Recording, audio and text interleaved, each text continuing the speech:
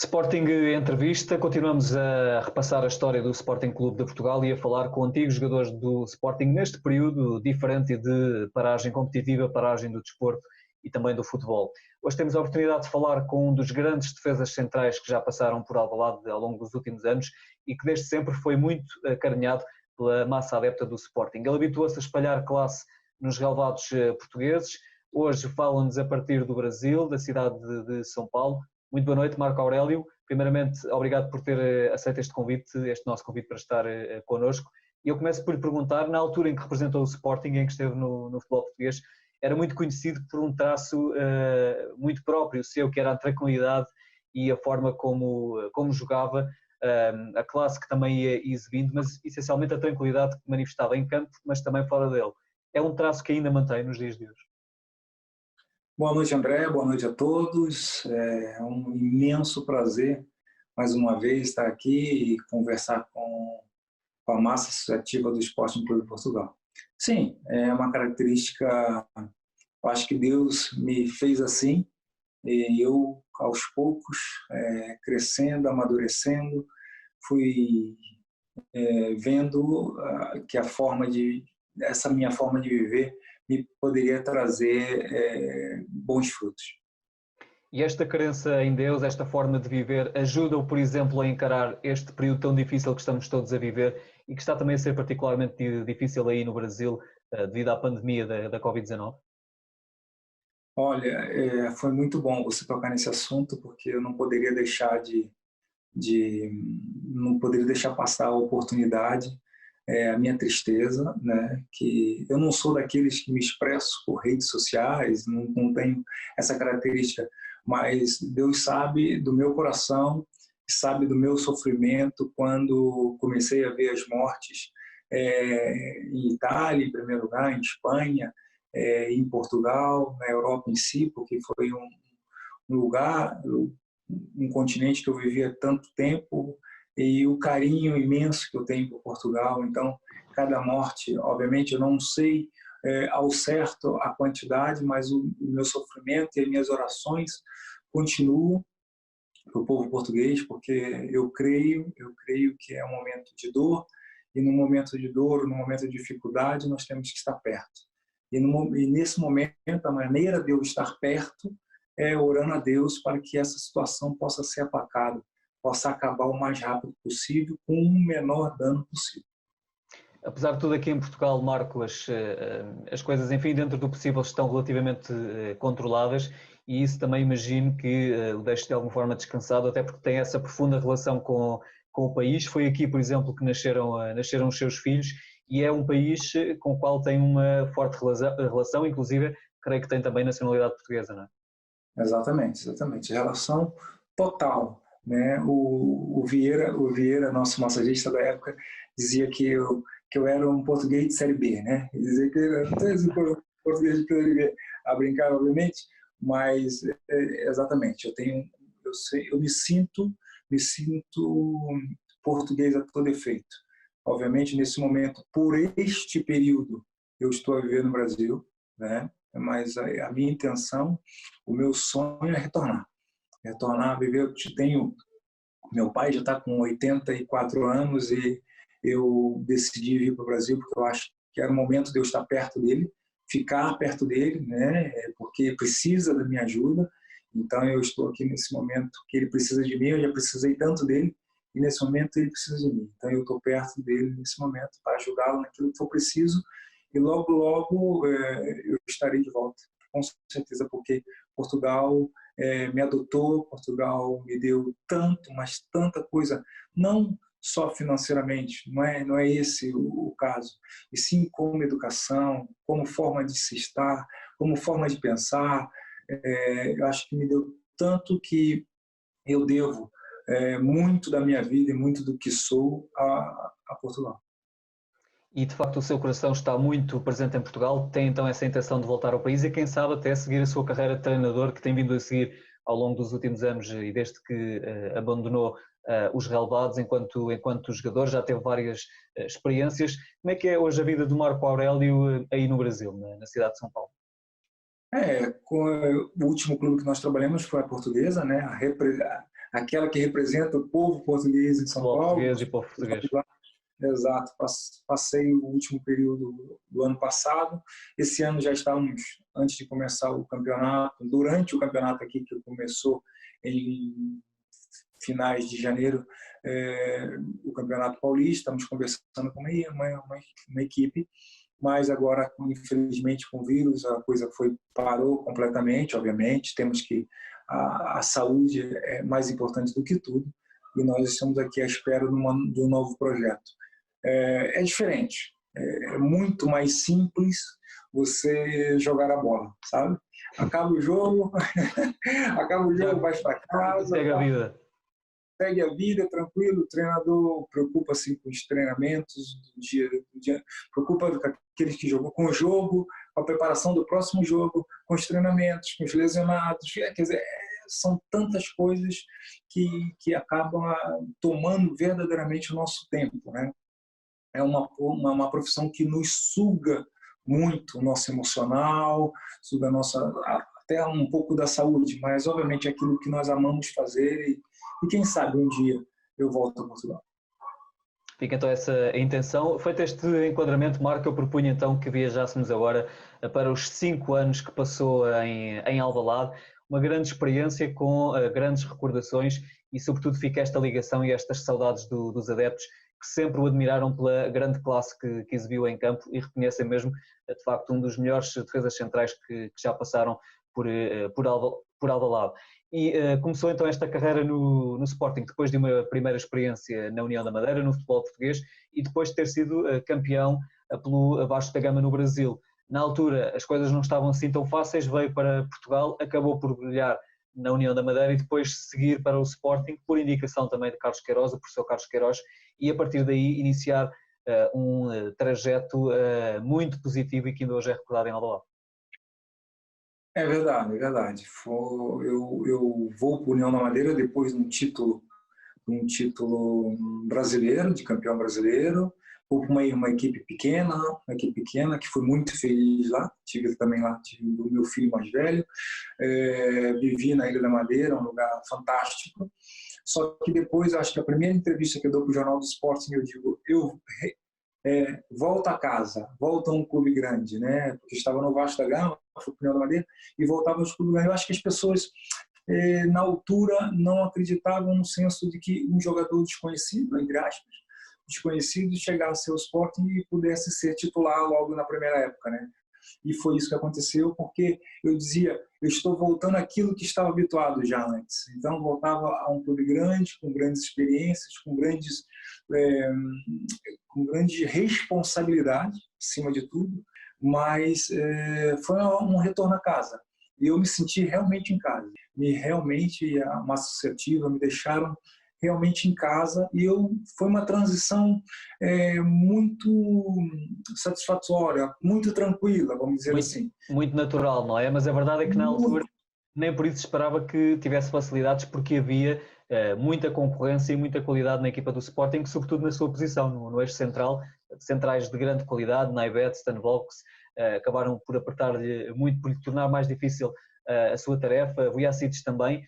Tanto era a qualidade que, a certa altura, Carlos Queiroz se viu obrigado a fazer adaptações para que estivessem todos juntos em campo, porque eram tão bons que tinham forçosamente de estar todos no 11. Exato. Foi, quer dizer, para resumir, né, no final das contas, acabou jogando eu e Naibet, né? Stan Volks teve que ir para jogar trinco, juntamente com o Oceano, e o Vujacic teve que jogar de lateral esquerdo.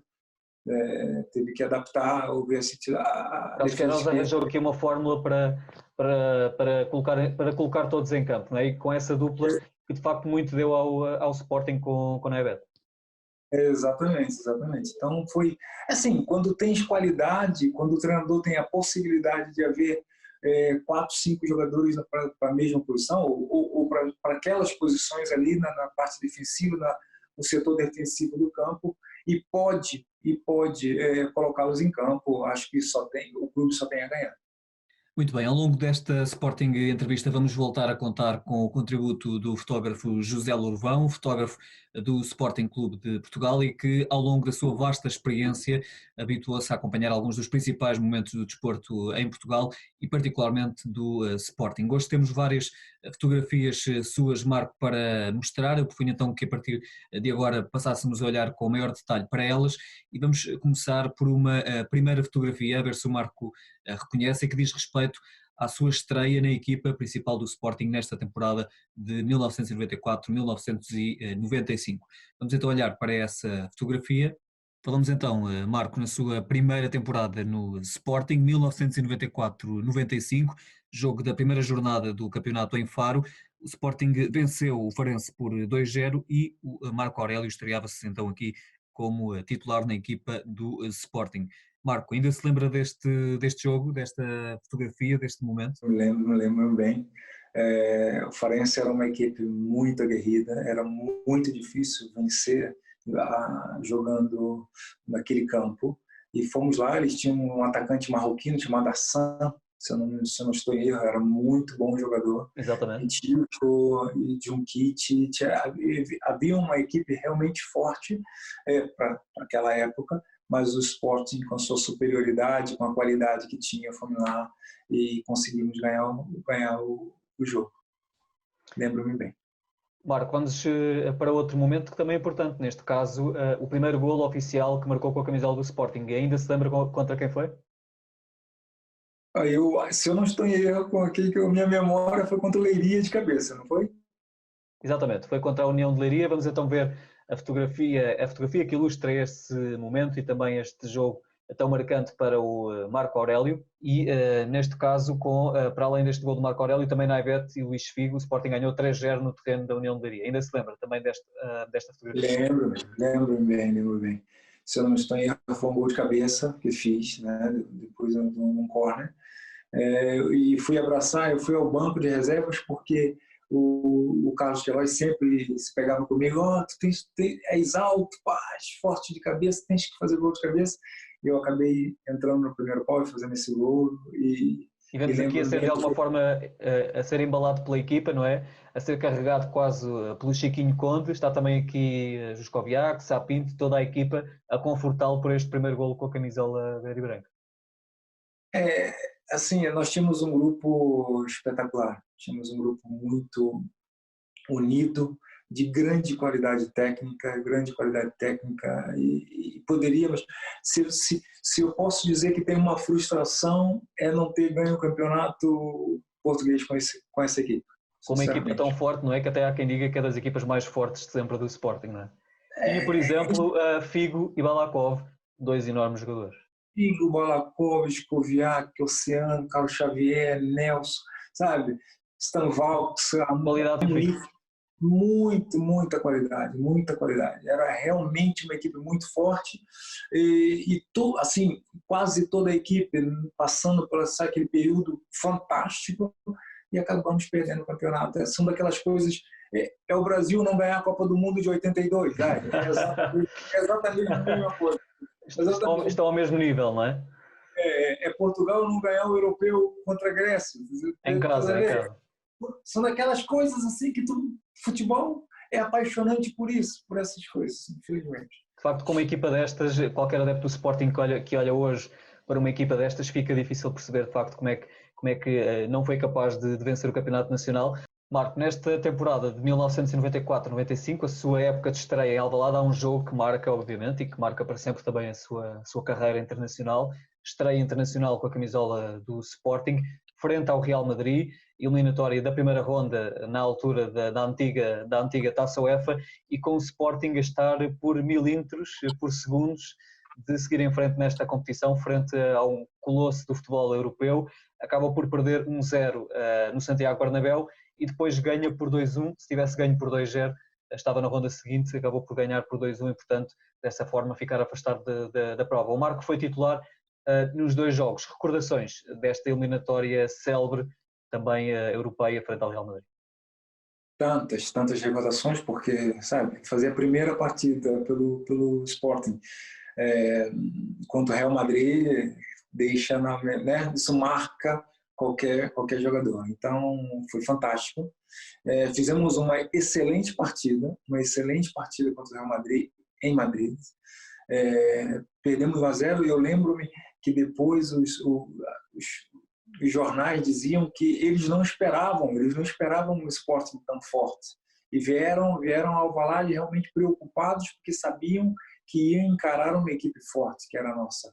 Nós fomos lá com autoridade, jogamos de igual para igual, perdemos de 1-0.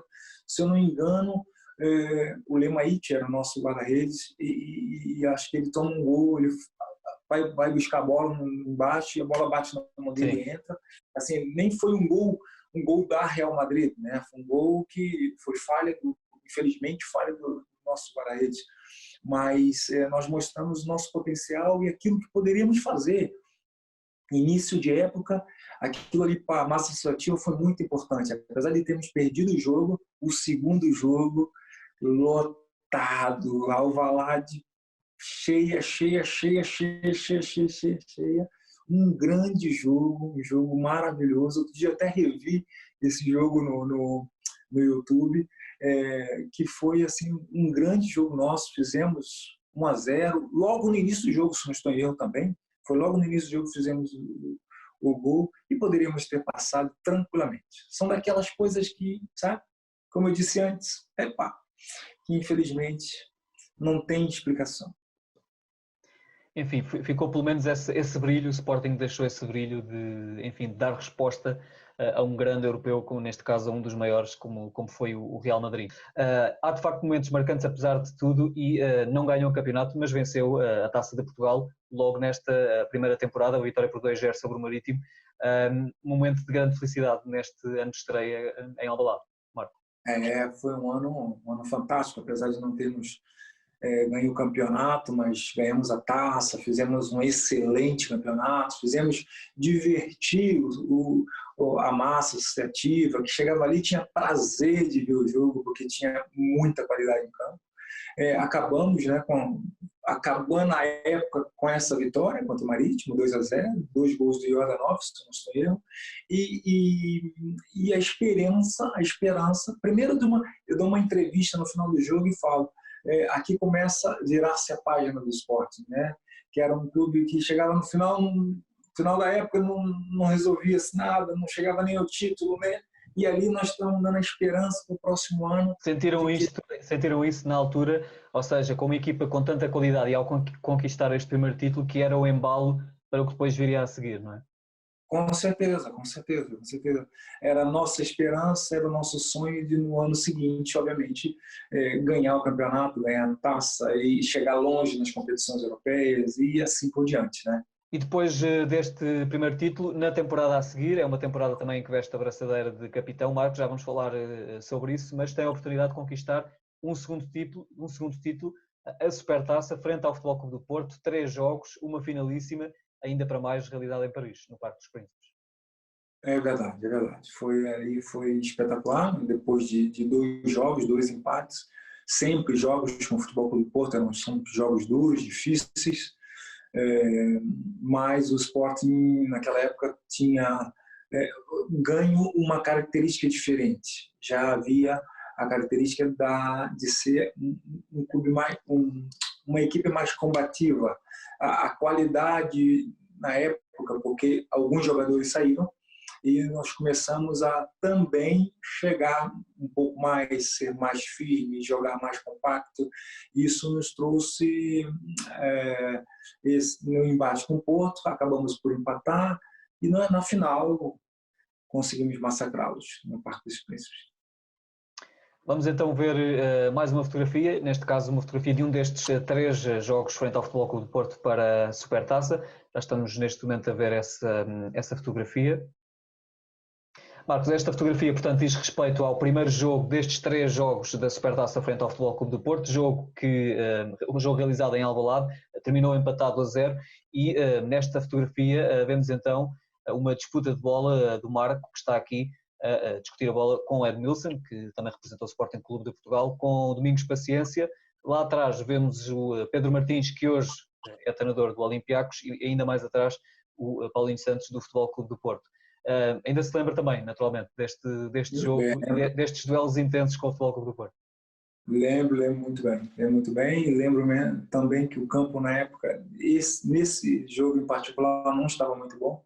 E nisso eles sempre jogando na parte ali atrás e com muitas brigas com o Futebol Clube do Porto nessa época. Eram jogos já aguerridos, muito aguerridos, e eles conseguiram não perder o jogo. Nesse caso em Alvalade, acabamos com 0-0, que não foi um resultado que nós queríamos, mas foi aquele possível na época. Depois, na grande finalíssima, a verdade é que o Sporting levou melhor, venceu por 3-0, com 2 golos de Sá Pinto e também com um golo de Carlos Xavier. Carlos Xavier foi outro dos jogadores com quem teve a oportunidade de partilhar balneário consigo e ele deixou uma mensagem para o Marco Aurélio. Vamos ter a oportunidade de ouvir já a seguir. Oi Marcão, é um privilégio estar aqui a falar e a recordar um grande companheiro que eu tive durante pelo menos 2 anos quando voltei de Espanha. Foi realmente um grande colega, um grande jogador. Eras um defesa muito difícil de ultrapassar. Quando punhas os braços, esquece, já ninguém o apanhava. Muito tranquilo, muito sereno e além de ser um grande jogador, um grande homem e um grande companheiro. Lembro-me perfeitamente das tuas célebres frases, que eu vou mencionar uma que não leves a mal.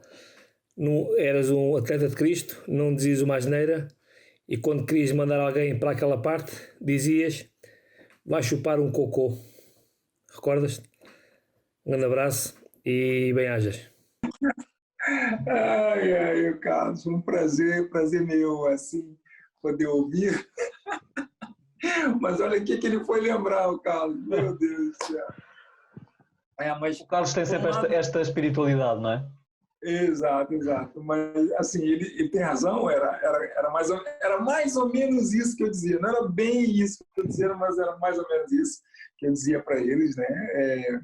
Mas, assim, é um prazer, depois de tantos anos, poder ouvir um ex-colega a me dizer essas palavras, e as mesmas eu digo para o Carlos, porque era uma pessoa, uma qualidade, assim, sabe? Era outro daqueles que tinha uma qualidade imensa, né? Tu veio nos trazer, foi uma mais-valia quando voltou de Espanha e nos trouxe e nos deu o prazer de vê-lo jogar, né? De vê-lo jogar de novo, porque tinha visto antes, mas não tinha visto, né? Junto conosco ali, nos anos que eu estava na Madeira, ele estava em Espanha.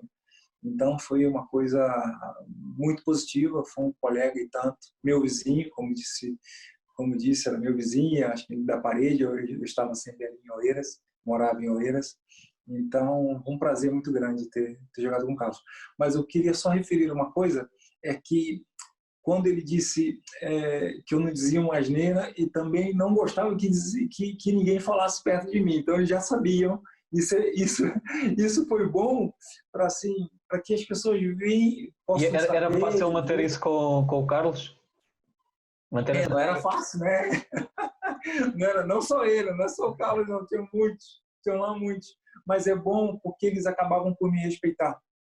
Né? Sabiam a pessoa que era, sabia aquilo, a minha crença, sabia da maneira que eu gostava de levar a minha vida. Nos respeitávamos. Eles me respeitavam e eu também o respeitava, obviamente, né? Mas claro que isso é muito legal dele ter falado, porque é uma coisa que o tempo passa, mas isso demonstra que nós não somos uma pessoa. Eu não sou uma pessoa diferente dentro de campo ou no trabalho e fora sou outra, não. Eu era a mesma pessoa até hoje, graças a Deus. E foi isso, Marco, de certeza absoluta, para além da qualidade que tinha em campo e que acabava por justificar esse estatuto, que o levou a capitão do Sporting. Como é que foi para si? Imagino um orgulho imenso vestir a braçadeira de capitão do Sporting Clube de Portugal. O orgulho que tem até hoje, né? O orgulho que tem até hoje de ter sido um dos capitães, de ter sido o capitão daquela época, né? E com o tempo ver o respeito e a admiração que tinha, que era a multa dos meus colegas, e também saber que os meus colegas me elegeram para capitão. Isso é muito gratificante. Isso é muito gratificante, por saber que no meio de tantos jogadores, né, de tantas pessoas, de tanta qualidade, não só técnica, como também como homens, ser escolhido como capitão do Sporting Clube de Portugal, isso é fantástico. Eu tenho certeza que isso vai ficar na minha mente desde o dia que eu fui escolhido, né? Eu não esqueço, até do dia que eu fui escolhido, porque foi um prazer, um privilégio para mim vestir essa braçadeira. E o Marco acaba por envergar a braçadeira de capitão depois da saída de um jogador também muito importante na altura, o Oceano, que era o capitão, herdando a braçadeira e tendo o respeito de todos os colegas, como disse. E uma braçadeira pesada, né? Porque herdaram uma braçadeira do Oceano, um jogador de seleção portuguesa, um jogador com carisma, com a qualidade e com a liderança do Oceano não era fácil. E só que eu era uma pessoa completamente diferente, né? O Oceano tinha um caráter e eu tenho outro, como somos pessoas completamente diferentes. E eu, com a ajuda dos meus colegas, eu consegui passar o tempo que eu passei no Sporting como capitão da equipe, como sempre, como um dos capitães, e levando e honrando essa camisola e essa braçadeira. Vamos então olhar para uma fotografia que ilustra este momento, o período em que vestiu a braçadeira de capitão, neste caso num jogo que fica também para a história pela negativa do Sporting Clube de Portugal, e estamos a ver essa foto neste momento. Vemos o Marco com a braçadeira vestida, mas não é propriamente disso que se vai lembrar para o resto da vida, não é? Para o que aconteceu nesse jogo e nessa final da taça, que fica na história, tal como eu já disse, pela negativa do futebol português, a morte de Rui Mendes, adepto do Sporting Clube de Portugal. É verdade. Quando falamos de morte, é um momento extremamente difícil para todos nós, né? Ainda mais uma morte numa final. Então, infelizmente, mesmo que tivéssemos ganho a taça, o bicampeonato da taça, eu acho que ficaria marcado pela negativa por causa da morte do adepto, do nosso adepto, de uma pessoa que foi ali, talvez com a sua família, com seus amigos, para ver a final, para ver o clube que ama, o clube apaixonado por esse clube, e no final não sai, entendeu? Perde a vida por uma estupidez de uma outra pessoa. Então, infelizmente, é uma data que fica marcada pela negativa, visto que a história, se a gente puder apagar de nossas mentes esse momento, seria, mas não podemos. Podemos consertar, podemos fazer melhor, podemos melhorar como seres humanos para que isso nunca mais aconteça. Muito bem, vamos, entretanto, Marco, continuar nesta temporada, neste caso avançar para a primeira jornada, para mais um jogo frente ao Futebol Clube do Porto. Foram de uma assentada vários jogos frente à Formação Azul e Branca, depois destes para a Supertaça. Neste momento estamos a recuar no tempo, mas para o início da temporada, precisamente para também situarmos um pouco esta rivalidade que marcou esta temporada. Portanto, neste jogo, Marco, o Sporting até esteve a vencer porque o Atarac colocou os Leões em vantagem, só que depois uma expulsão de Amunique, que é uma expulsão que vemos retratada nesta fotografia, acabou por colocar o Sporting em inferioridade. Foi uma expulsão muito contestada na altura, e depois o Futebol Clube do Porto acabou por dar a volta com 2 golos do Domingos Paciência. Ainda se lembra desta arbitragem, deste jogo? Lembro-me bem, estamos a ganhar 1-0 e de repente, não sei por que motivo, o campo começa a ficar assim, assim, e não por nossa culpa, mas sim pela culpa do árbitro. Talvez ele tinha algum controle nas mãos e começa o jogo a ficar tendencioso. O árbitro neste caso era Bento Marcos, não é? Bento Marcos, o grande Bento Marcos. Então, assim, infelizmente, se formos rever o jogo hoje, vamos ver daqueles absurdos assim. Talvez não só a expulsão da Munique, né? Não só a expulsão da Munique, mas a condução. O pior de tudo, talvez não tenha sido, porque jogar com 1 a menos nós até jogaríamos, sem problema nenhum. Quantos jogos jogamos com 1 a menos? Não é um problema. O quantas equipes ganham com um a menos. Mas o problema é a condução do jogo, é não te deixar sair do meio campo, todas as vezes que você começa a fazer um contra-ataque ou um ataque organizado, te breca e te faz ir para trás outra vez. Então, são essas coisas. Se hoje eu assistisse aquele jogo de novo, nós poderíamos ver aí N erros do Bento Marques, mas que na época, fazer o quê? Era aquilo que tínhamos e, infelizmente, tínhamos que ganhar, não só do Futebol Clube do Porto, mas também dos outros 3 ou 4. Muito bem, vamos avançar outra vez nesta temporada, regressar ao final desta temporada. Já falámos aqui sobre as relações de amizade que foi construindo no Sporting, umas mais fortes do que outras, naturalmente. Tinha uma amizade também forte com o Chiquinho Conde e temos uma fotografia que também ilustra essa relação. Vamos vê-la já de seguida. Creio que já estamos a ver essa fotografia neste momento. Esta fotografia, Marco, foi tirada, portanto, no final desta temporada, uma fotografia com o Chiquinho Conde que retrata aqui uma forte amizade que se mantém até os dias de hoje, não é? Hoje com o Chiquinho Conde também a treinar a equipa de Sub-23 do Vitória de Setúbal, em Portugal, mas uma relação de amizade que se mantém. Sim, sempre. É um caríssimo amigo, é uma pessoa que eu quero muito bem. Eu costumava dizer assim, tem o Chiquinho, tem o Vidigal, o Nelson, o Sá, tem jogador, o Pedro Barbosa, jogadores que a gente continua mantendo contato durante o tempo, né? Nesta época, e essa foto retrata que nós tínhamos uma amizade, nós éramos muito chegados. Chegamos no esporte no mesmo ano, tínhamos a mesma desconfiança de um e do outro, quer dizer, isso nos fez aproximarmos um pouco um do outro e isso aí trouxe uma amizade que se mantém até hoje, né? Mas eu deixei muitos amigos, graças a Deus, dentro desses jogadores que eu joguei, graças a Deus falo com quase todos, não tenho problema assim com nenhum deles.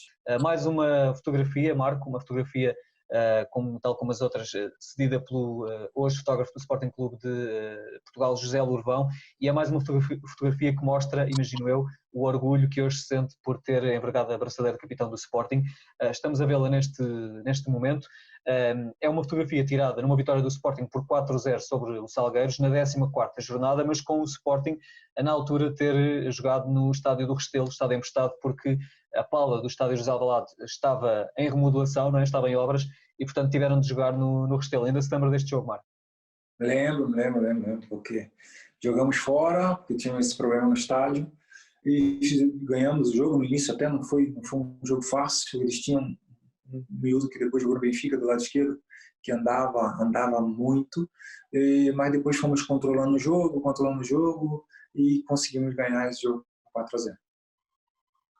Neste jogo formou a dupla de defesas centrais com Beto, inclusivamente nesta altura temos a oportunidade de ver outra fotografia onde surge precisamente Beto. Na altura era um jovem, passou-lhe nesse período, imagino eu, toda a experiência que tinha enquanto jogador.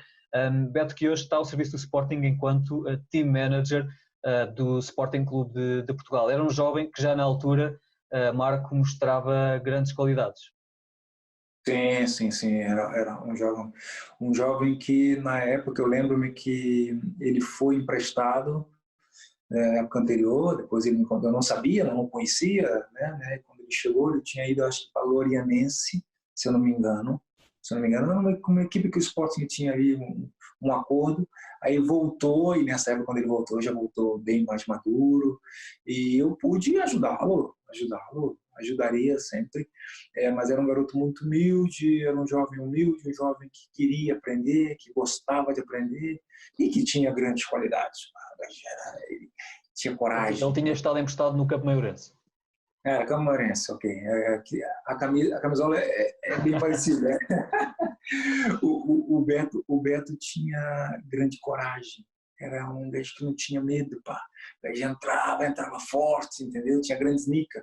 E isso trouxe-me a vontade de continuar, porque quando tu tens um jovem do lado, tens que também passar a experiência para ele, mas ele também te dá uma injeção de ânimo. te traz o ânimo, te traz a juventude, te traz a competição.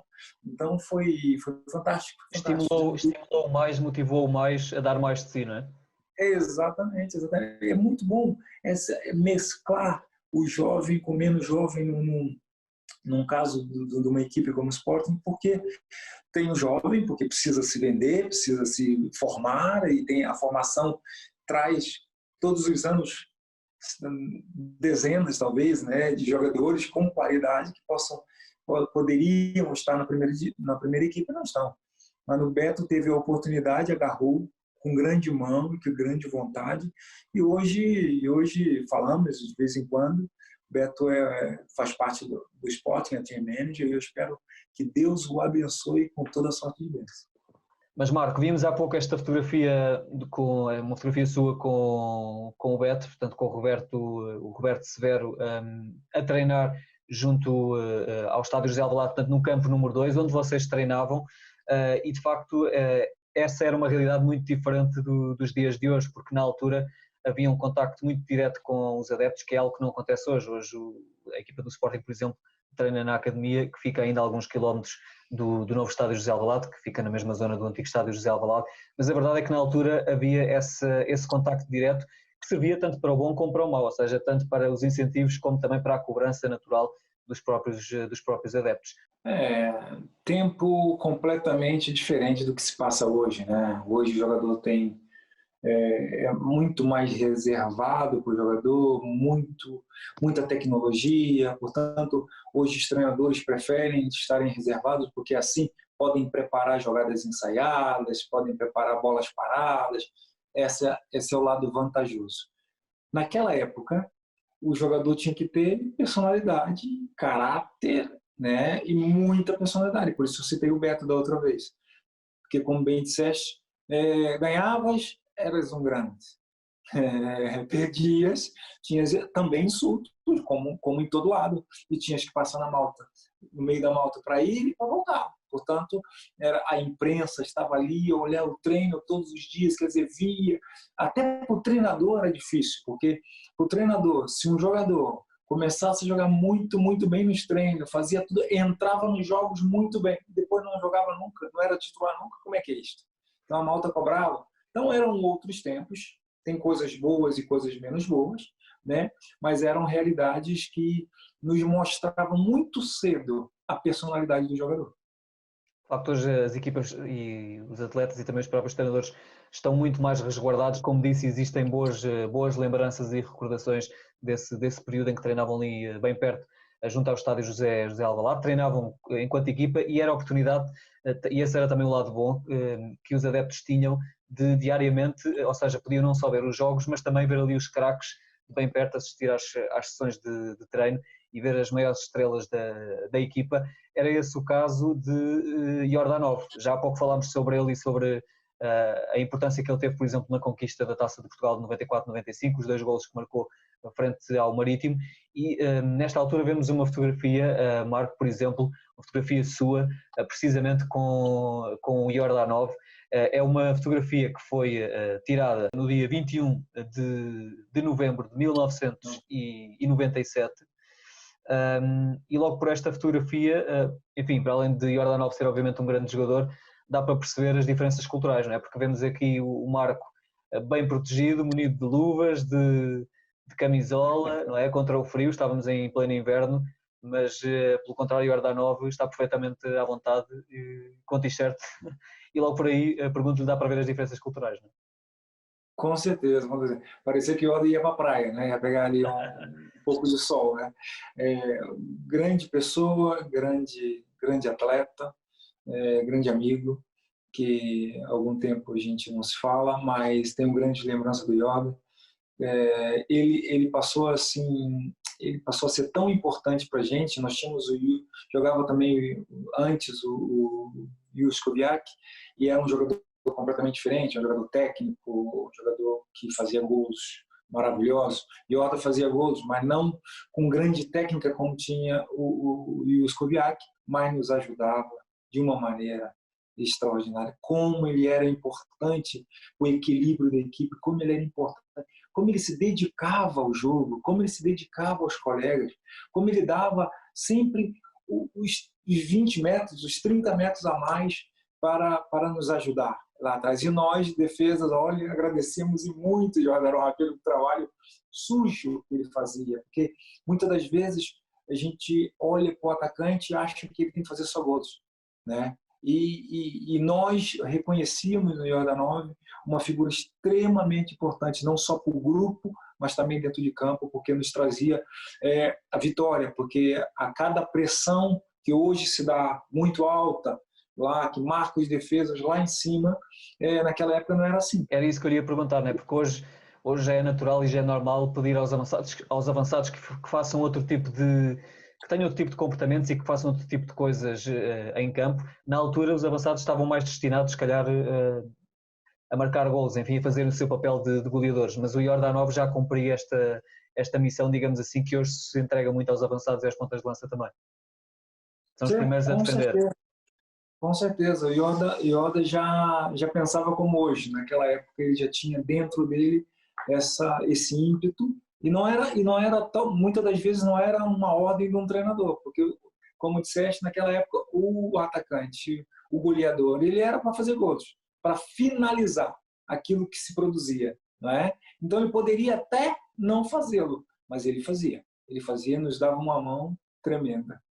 Por falar em grandes jogadores e em grandes avançados, já agora pergunto-lhe, Marco, nas cerca de 5 épocas, não é, em que representou o Sporting, principal adversário, o avançado assim mais difícil de marcar ao longo desse período e que ainda hoje se lembra? Olha, seria até injusto da minha parte eleger um jogador, né? Dos adversários, tivemos até tinha um no Marítimo, um canadiano, isso não era americano, Alex se chamava, que era muito forte, muito possante, Brian Dean do Benfica, Yuri, Jardel, Domingos, quer dizer, e uma infinidade, a Sam, John Kitt, do Farense, tinha uma infinidade de jogadores de grande qualidade, O Brian Dean talvez fosse aquele que eu lembro-me que num jogo contra o Benfica em Alvalade nós até acho que perdemos o jogo e ele me deu muito trabalho e pronto, é negativo porque acabamos por perder o jogo nesse contra o Benfica, contra o nosso maior rival, e isso ficou marcado. Então eu estou a dizer o Brian, mas outros me deram muito trabalho e me fizeram suar bastante. O Brian Dean, no inglês, Brian Dean era um jogador que de facto se fazia valer muito pelo físico e pela altura. O Marco, não sendo assim tão alto, não tendo 1,90m, a verdade é que era um jogador também muito alto, creio que tem 1,87m por aí, e nós temos entretanto uma fotografia, que podemos ver mais uma fotografia do José Lourvão, que ilustra precisamente isso, porque foi uma fotografia tirada numa presença no núcleo do Sporting das Caldas da Rainha, e logo por esta fotografia dá para perceber que o Marco não é propriamente muito baixinho, não é? Olha essa fotografia, né? Vê essa diferença, né? Sim. Hoje os clubes têm tudo 1,90m, né? 2 metros, de guarda-redes tudo com 2 metros, centrais muito altos e tal, mas naquela época não era assim. Mas, vê-se nessa foto como eu já era um pouquinho acima da média, já era bastante alto para a época, né? Tinha jogadores centrais até muito mais baixos do que eu, mas evidentemente a altura dava-nos de graças a Deus eu sou alto. Né? Vamos agora olhar para uma outra fotografia, neste caso no último jogo com a camisola do Sporting, antes da despedida e da partida para a Itália, na altura foi representar o Vicenza. Este jogo terminou empatado a 0 frente ao Vitória de Setúbal e vemos aqui o Marco equipado com o equipamento alternativo do Sporting na altura. Ainda se lembra das emoções desta despedida do Deus ao Sporting, Marco? Lembro-me que, apesar de todo o meu profissionalismo, foi difícil, hein? Foi difícil porque durante a partida me passava aqueles flashes dos meus anos ali, saber que aquele árbitro ia acabar aquela partida e, de certa forma, a minha história com o Sporting ia terminar ali. 15 de janeiro de 1999. Janeiro de 99, algo que quando cheguei falava comigo mesmo, né? Vou ficar aqui até acabar minha carreira, até eu vou trabalhar no esporte, vou continuar aqui, vou morrer aqui, né? E de repente Deus nos prepara, né? Nós fazemos um tipo de planos, mas Deus faz um outro plano para a gente, né? Então eu tive a oportunidade de sair, mas naquele jogo, quando chegava ao fim, aí a gente não conseguia fazer o gol, 0-0, 0-0, 0-0, e os flash 0-0, a gente atacando, e às vezes, né, tinha aquela pausa para mim ali atrás, né? E era o Chiquinho Conde, eu lembro que era o Chiquinho Conde, atacante do Vitória Setúbal. Na altura, já estava no seu amigo, não é? Já estava no Setúbal, já não estava no Sporting. Mesmo, já não estava no Sporting, já tinha ido embora o velho Chico. Então eu pensava que estava acabando, ia começar uma outra vida, num país estranho, com uma língua estranha. Era difícil para mim, mas foi um desafio bom. Talvez assim eu não me arrependo, de certa forma, porque eu aprendi uma outra língua, uma outra cultura. O esporte teve a oportunidade de tirar um jogador de 32 anos, né? E poder ganhar algum dinheiro que foi importante para o clube. Acho que foi bom para os dois lados. E o meu amor continuou. Eu continuo esportinguista até hoje. Eu nunca escondi de ninguém. Eu gosto do União da Madeira, está aqui em cima, e do Esporte Clube Portugal. Eu falo para toda a gente, não adianta. Podem falar, mas você... Uns amigos meus me dizem assim, não, mas rapaz, hoje você é treinador, você não pode se identificar como sendo daquele ou daquele clube. Não quero saber, eu sou do esporte. Também a Itália, Marco, construiu uma carreira de sucesso e de grande prestígio. Foi em Itália que ficou conhecido como o Imperador. Portanto, essa decisão de ir para a Itália também foi importante para si, não é? Exato. Não, foi importante porque me associavam ao Imperador Marco Aurélio, pelo meu nome, pelo Imperador Romano, daquilo que nós fizemos lá, fiz muitos amigos. Para os sportinguistas que o estão a ver e que estão a ver esta entrevista e para os quais o Marco possivelmente era um ídolo na altura e que se habituaram a vê-lo a jogar futebol, a vestir a camisola do Sporting, a espalhar classe, como dizíamos no início desta entrevista, pelos relevados portugueses, que mensagem é que lhes gostaria de deixar? Primeiro que é um amor recíproco, o meu para com o esporte e a massa associativa para comigo. Eu sou grato a Deus por isso. Segundo lugar, vamos nos preparar para que passe essa pandemia, e a gente possa voltar. O esporte voltou já a treinar, né? Eu vi treinar um pouco separado e tal, em alguns grupos, mas isso, voltar a trabalhar, voltar ao futebol, mas o mais importante de tudo é a vida. E para o futebol, é exatamente a mesma coisa. Que no futebol, eu estava falando da vida, agora no futebol, que o esporte não cometa os mesmos erros, que o esporte consiga reverter a situação em campo, né? E para a próxima época, tem ainda esses 10 jogos, e depois para a próxima época, quem sabe, rumo a esse título tão desejado que já tem tempo que não comemoramos. Marco, muito obrigado por esta entrevista a partir de São Paulo, muito obrigado por todo este tempo que esteve connosco, obrigado também pela oportunidade que nos deu de relembrar os tempos em que representou o Sporting Clube de Portugal. Despeço-me então com até já que mantém esses planos de regressar a Portugal, mantém também esses laços e, enfim, espero vê-lo daqui a pouco tempo em Alvalade e que esteja também junto de todos os sportinguistas a festejar, quem sabe então, o título de campeão nacional. Muito obrigado, Marco, por esta entrevista. Obrigado a você, Deus abençoe. Sporting Entrevista com Marco Aurélio, defesa central, antigo defesa do Sporting Clube de Portugal, hoje a viver no Brasil, em São Paulo. É mais um antigo jogador do Sporting a falar com a Sporting TV.